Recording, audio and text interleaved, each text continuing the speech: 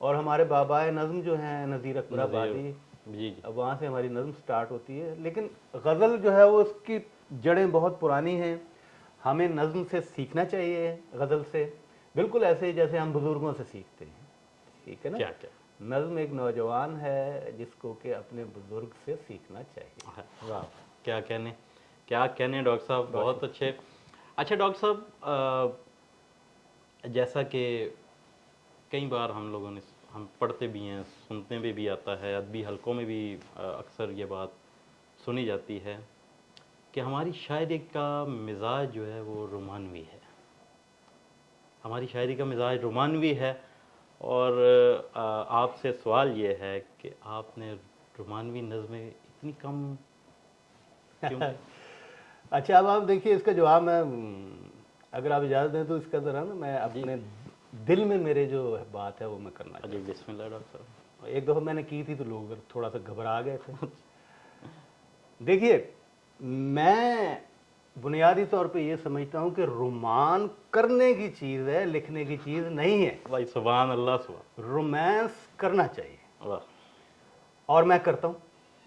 مطلب خوش قسمتی سے مجھے لڑک پن سے لے کے اور ابھی تک یہ نعمت میسر ہے. میں اس کو مطلب جنس اور سیکس کے حوالے سے بیان نہیں کر رہا، میں ایک جنرلی بات کر رہا ہوں. عورت کو ہمیشہ برابر کے لیول پہ رکھتا ہوں. کہنے کا مطلب یہ ہے کہ رومان کرنا چاہیے. جو لوگ رومانس نہیں کرتے وہ اس کو لکھتے ہیں. میں کرتا ہوں، اس لیے میں رومانی چیزیں کم لکھتا ہوں. لیکن یہ ہے کہ میں نے لکھی ہوئی ہیں، کم ہے تو وہ بھی لکھنی چاہیے. دوسری بات یہ ہے کہ عورت جو ہے اس کو ایک جنس نہیں سمجھنا چاہیے.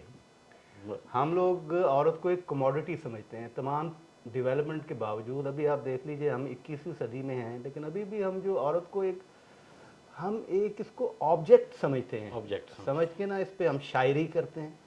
جس طرح آدمی کے لیے عورت ہے اسی طرح عورت کے لیے آدمی ہے. یہ کوئی مطلب کوئی انہونی بات نہیں ہے جو ہم نے بنائی.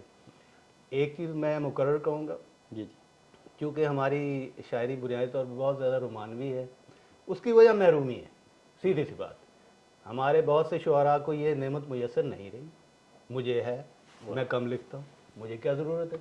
چنانچہ یہ کام کرنا چاہیے، لکھنا نہیں چاہیے.